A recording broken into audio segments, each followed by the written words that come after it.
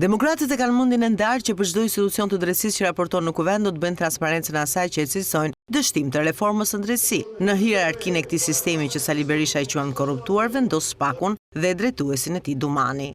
Kapi i partisë aktualisht është institucioni më i korruptuar në historinë e drejtësisë shqiptare.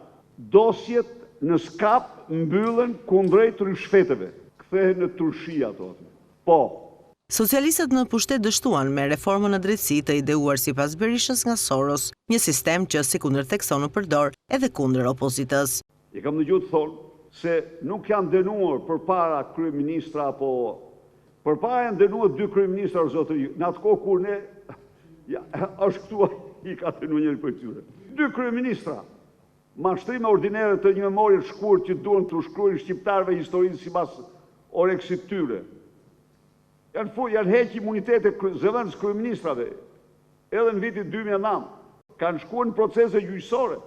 Edhe në mbledhjen e grupit parlamentar demokrat, Berisha shprehu sërish shqetësim për mungesën e hetimeve ndaj kreut të Spak Dumani, duke konsideruar atë shkelës së ligjit dhe palë me krimin e organizuar.